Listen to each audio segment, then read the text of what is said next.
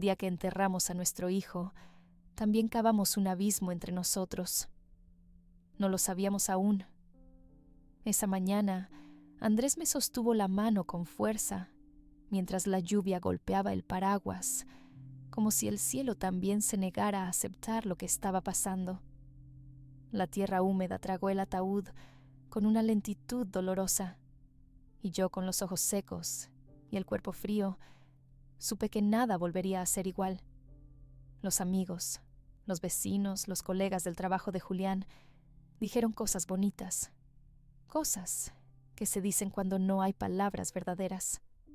Era un chico brillante, un alma sensible, tenía toda la vida por delante. Yo solo pensaba en su risa, en su manera de dejar los pinceles sucios en la cocina, en cómo le decía a su padre: «No seas tan serio, papá». Pensaba en todo lo que quedó sin decir. Después de eso, volvimos a casa. Solos, nadie te prepara para lo que pasa, cuando el duelo termina para los demás, pero no para ti. Andrés se encerró en su mundo. Yo me volví invisible en el mío. Compartíamos el mismo techo, el mismo silencio, pero no el mismo dolor. Hoy, después de tantos meses, me atrevo a contar esto. No por él, ni siquiera por Julián. Lo hago por mí, porque el amor también puede morir en silencio si nadie lo llama por su nombre. Y yo durante mucho tiempo dejé de nombrarlo. Me llamo Isabel. Tengo 52 años, aunque desde que Julián se fue, a veces siento que tengo 80.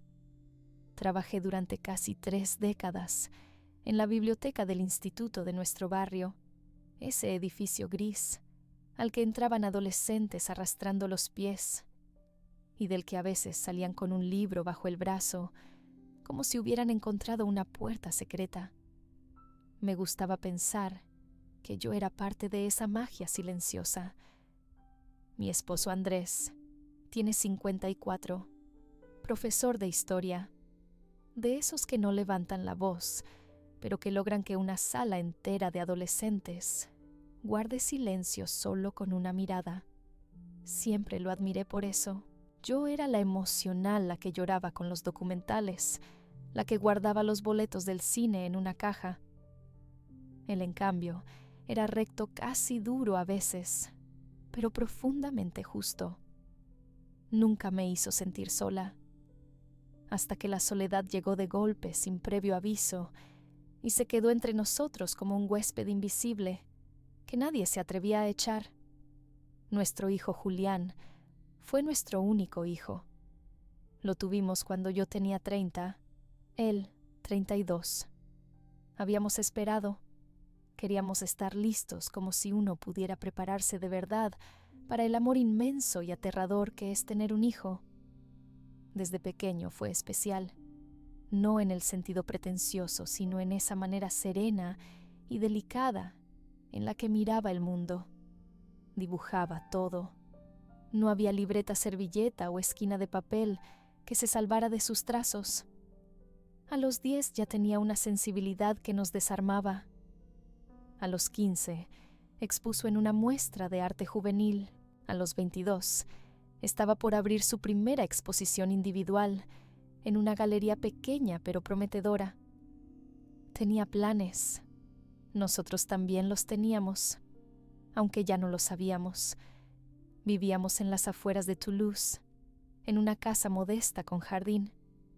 Julián tenía su habitación en el piso de arriba, siempre con olor a pintura y café tibio. En verano, colgaba sus lienzos en el tendedero como si fueran sábanas al sol. Yo fingía que me molestaba por las manchas, pero en realidad adoraba ver ese estallido de colores flotando al viento. Éramos una familia tranquila, de esas que comen juntas, que miran películas los domingos, que discuten por tonterías y se reconcilian en silencio. No necesitábamos grandes gestos, nos bastaba con estar. Y sin darnos cuenta, comenzamos a girar alrededor de Julián, como si fuera el sol de nuestro pequeño universo. Nunca lo dijimos, pero él era el equilibrio entre nuestros silencios. Andrés y yo No éramos de hablar mucho de nosotros. Siempre poníamos al otro primero, o al menos eso creíamos. Pero con Julián todo era diferente. Él era quien nos traducía. A veces, cuando Andrés llegaba agotado del liceo y yo estaba frustrada por alguna discusión en la biblioteca, bastaba con ver a nuestro hijo entrar en la cocina con un boceto nuevo para que el aire se volviera más liviano. Y entonces, de un día para otro, ese aire desapareció. La noche del accidente, Julián había ido a celebrar el cierre de semestre con sus amigos. Yo le había escrito un mensaje antes de dormir. «Llévate abrigo, hace frío». Andrés me dijo que lo dejara disfrutar, que ya era grande. A la madrugada sonó el teléfono. Era un policía. Recuerdo que Andrés contestó. Su rostro palideció y cuando me miró, supe. No necesitó decir nada.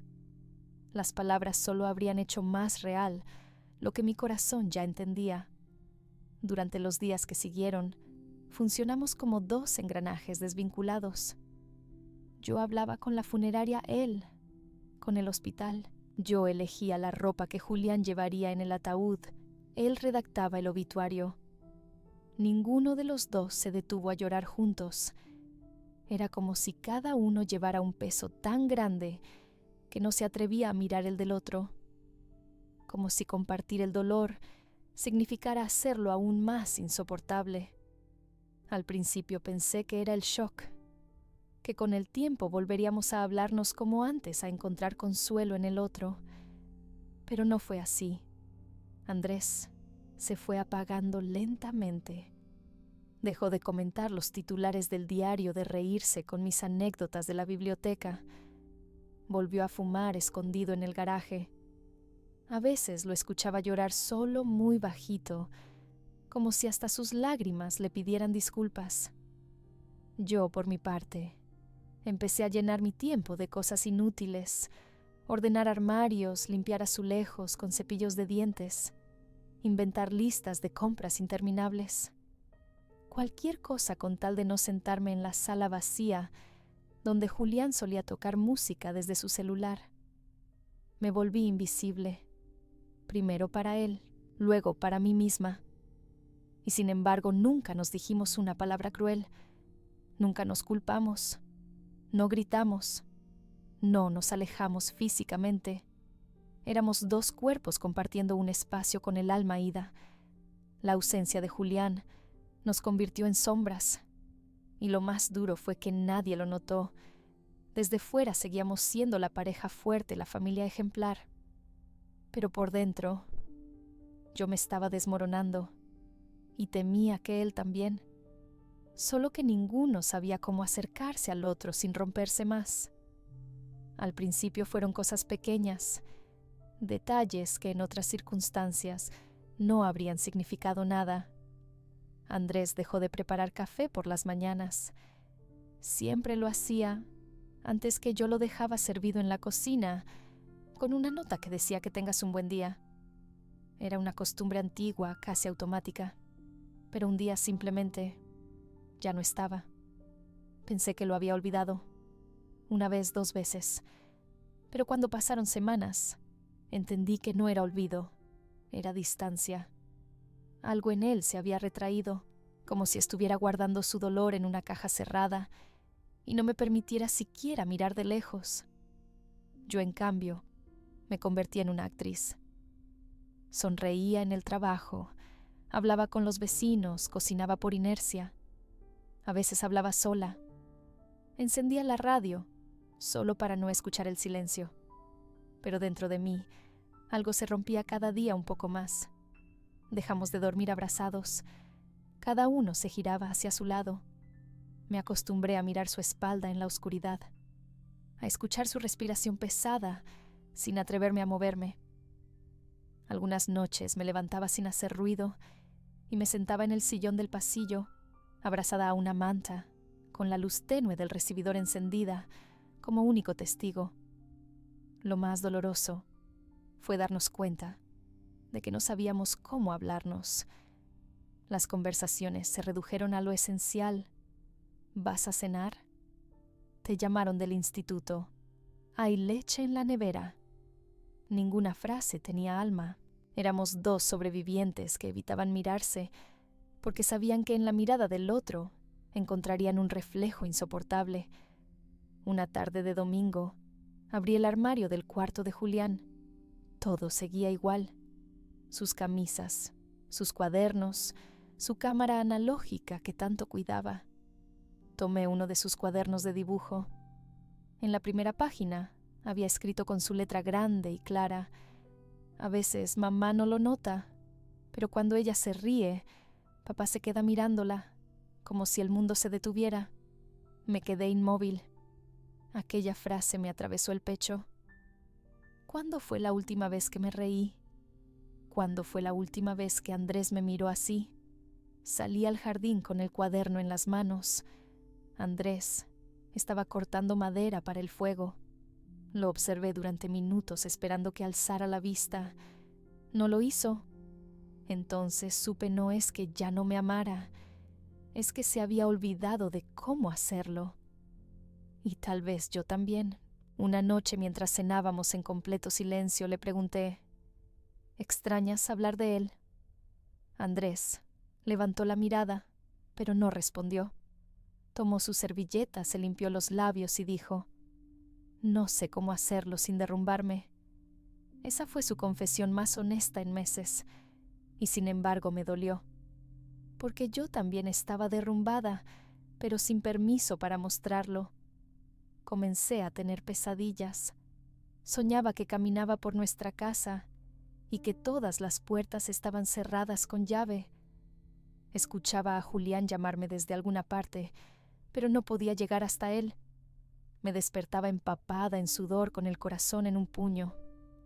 Andrés dormía a mi lado inmóvil. Yo lo miraba deseando que se diera cuenta de que me estaba perdiendo también. Un día, sin pensarlo, tomé el auto y fui hasta la galería donde Julián iba a exponer sus cuadros. La fachada seguía igual.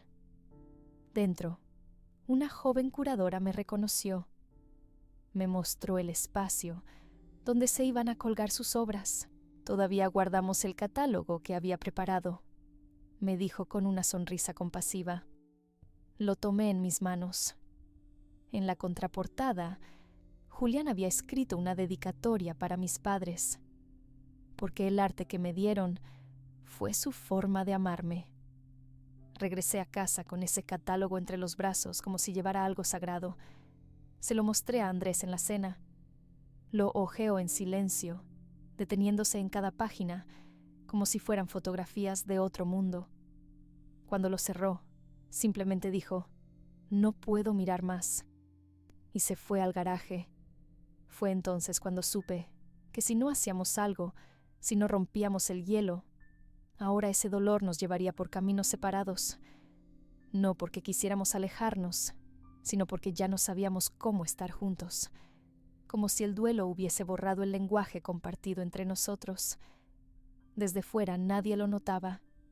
En las reuniones familiares, aún nos tomábamos de la mano. En las fotos aún sonreíamos, pero eran gestos mecánicos. La intimidad se había ido, y con ella la esperanza. Un día en la cocina, mientras lavaba platos, sentí que ya no podía más.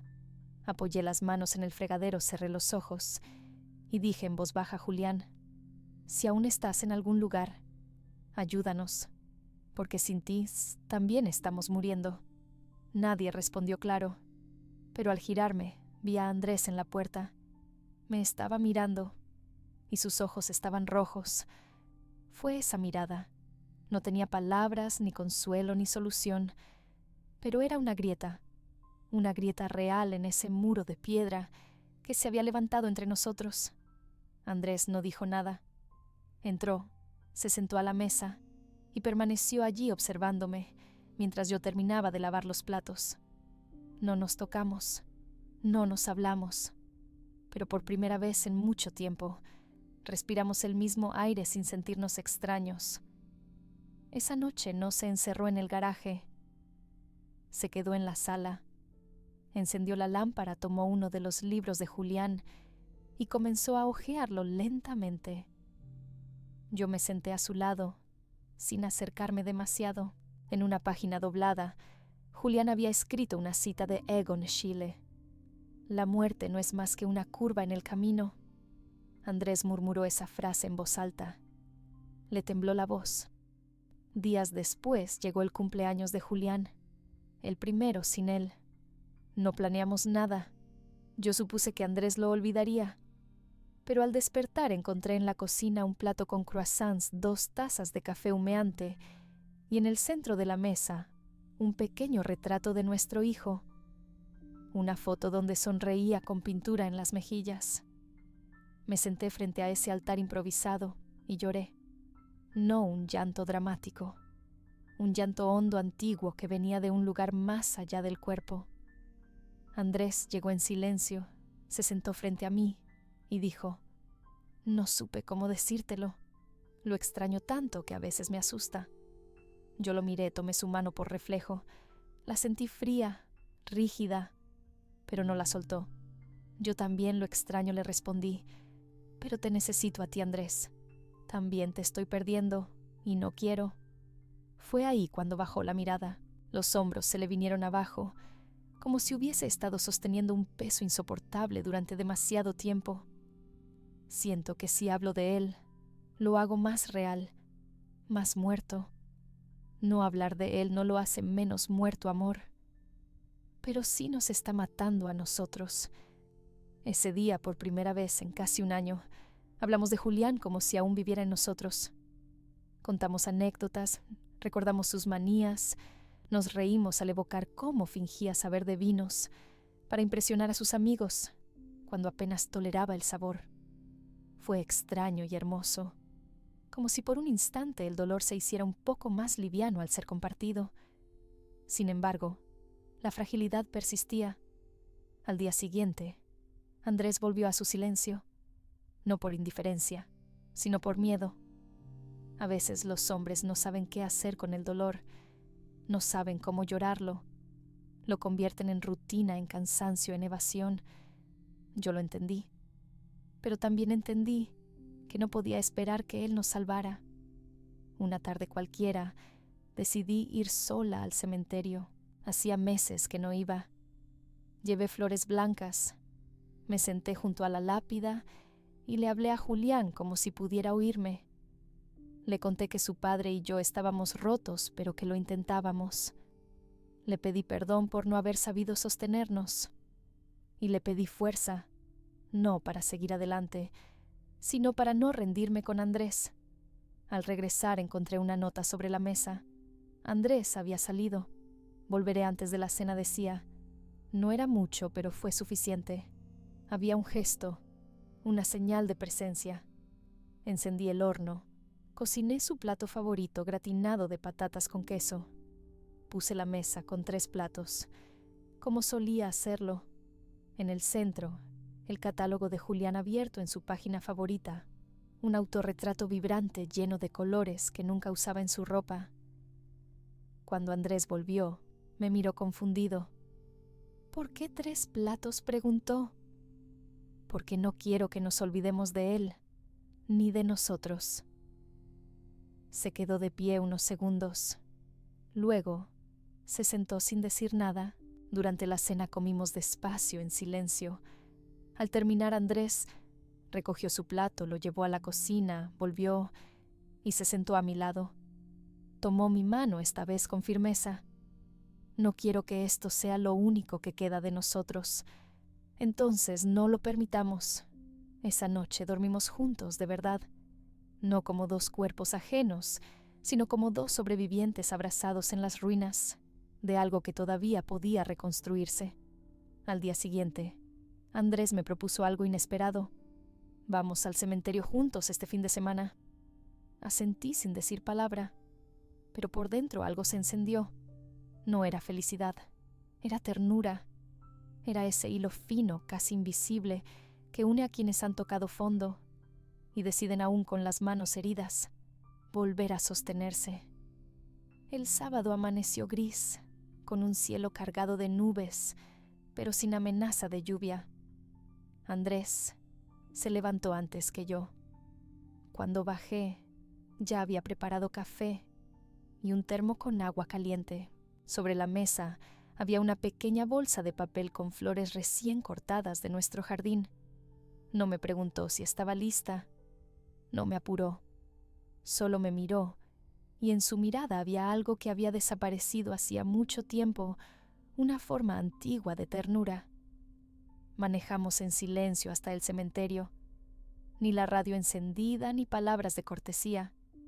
Solo el ruido del motor y nuestros pensamientos cruzándose en medio del aire espeso. Al llegar Andrés bajó del auto y esperó a que yo tomara su mano. No fue un gesto automático, fue una decisión. Nos detuvimos frente a la tumba de Julián. El mármol seguía limpio, las flores secas que había dejado unos días antes seguían allí descoloridas.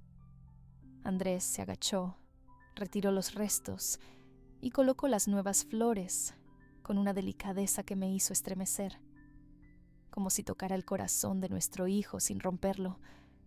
Nos sentamos en el pequeño banco de piedra. Por largos minutos, nadie dijo nada. El viento movía suavemente las hojas de los árboles. Se escuchaban pájaros a lo lejos, y el silencio por primera vez no era una barrera, sino un puente. «He estado enojado», murmuró Andrés. «No contigo, con el mundo, conmigo mismo, con Dios si es que existe». Yo también respondí. Pero ese enojo no nos puede quitar lo poco que aún nos queda. ¿Y qué nos queda a nosotros? Ahí estaba, la verdad más simple, dolorosa, hermosa, la más difícil de sostener. No hicimos promesas, no juramos nada, pero al levantarnos y caminar de regreso al coche seguíamos tomados de la mano. Y esa mano no temblaba, era firme, presente, cálida. En los días siguientes nada cambió de forma espectacular. Seguíamos siendo dos personas con cicatrices, pero empezamos a hacer pequeñas cosas.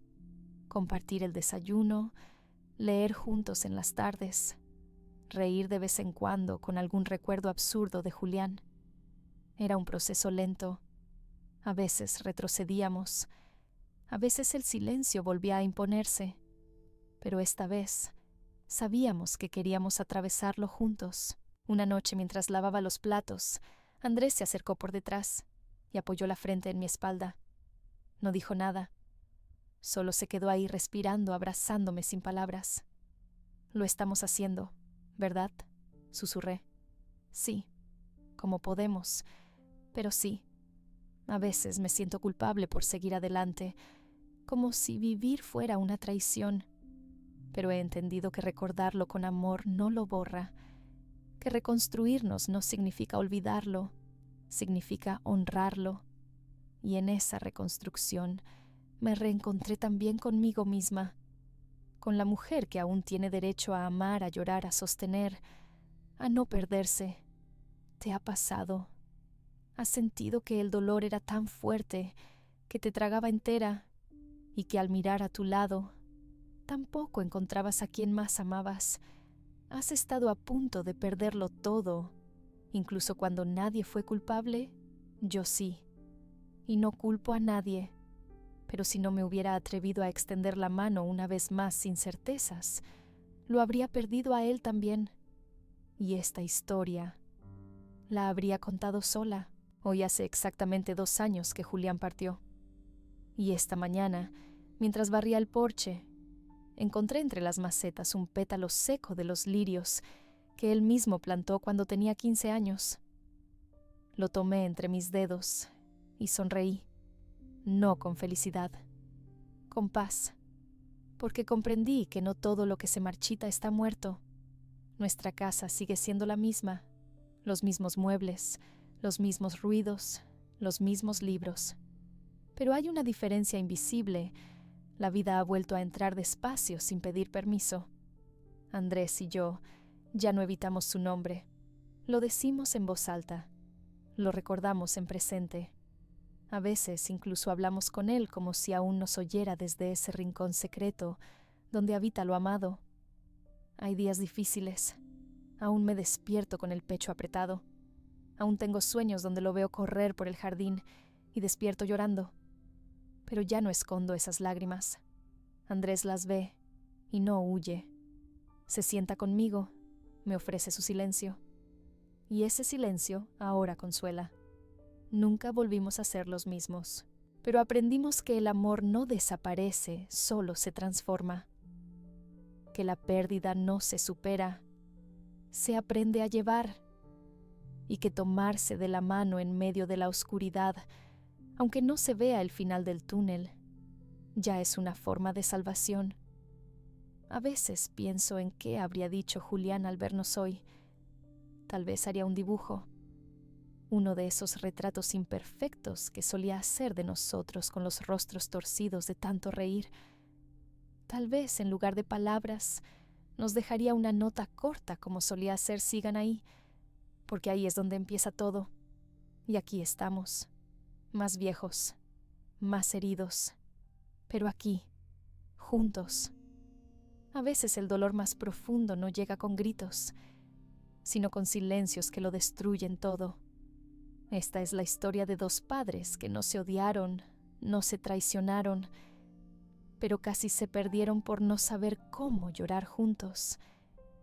Y también es la historia de cómo el amor, cuando no se rinde, puede abrirse paso incluso en medio de la oscuridad más densa. Si esta historia tocó algo dentro de ti, si alguna vez sentiste que el dolor te alejaba de quien más amabas, recuerda esto, aún puedes extender la mano. A veces, una sola caricia basta para no perderlo todo. Gracias por ver este video. Si quieres más historias reales, profundas y humanas como esta, suscríbete al canal, activa la campanita y comparte este video con alguien que lo necesite.